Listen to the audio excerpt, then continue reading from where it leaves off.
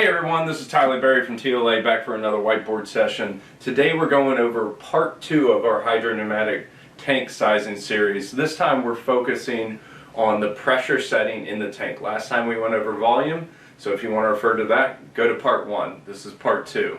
So when we're talking about setting the pre-charge or adjusting the pre-charge on a hydropneumatic tank, doing this properly will allow for less pump cycling, more additional drawdown, and in some instances, if the system difference between set point and where you need to be in terms of pre-charge is so low that you might as well not have a tank in there at all. So it's important to get the pre-charge right when installing these systems. This is both important for engineers and contractors.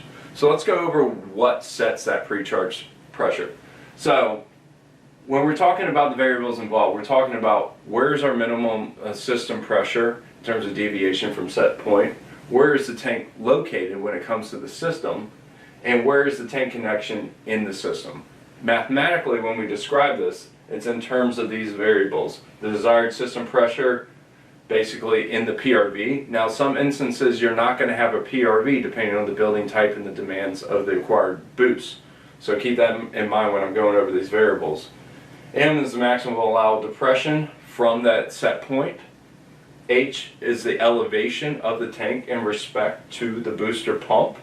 And then P is what we're solving for, that tank pre-charge pressure. And make sure this, contractors, you set this when the tank is empty. There is a 1 psi delta P across the PRV at low flow if you have a pressure reducing valve in your system. I know there's a lot of systems without that in there, but we show it in these sizing exercises just so you're aware of it. So we went over tank relationships in terms of volume last time in terms of these scenarios. Now mathematically, as the tank location gets lower and closer to the pump, our formula for solving for this pre-charge pressure becomes drastically more simple. But for our example, we're going to show you the more complicated version where we have a pump, PRV, and a tank. In this instance, P, what we're solving for, is D minus M minus H minus 1. Now H is 70 feet in height.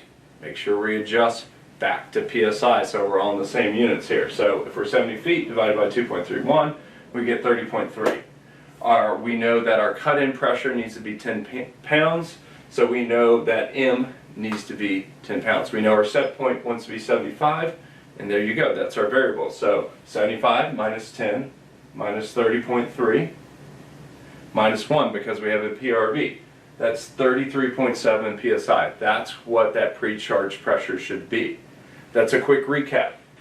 So as we go down, our tank is at the same elevation as our booster. Therefore, we don't need H.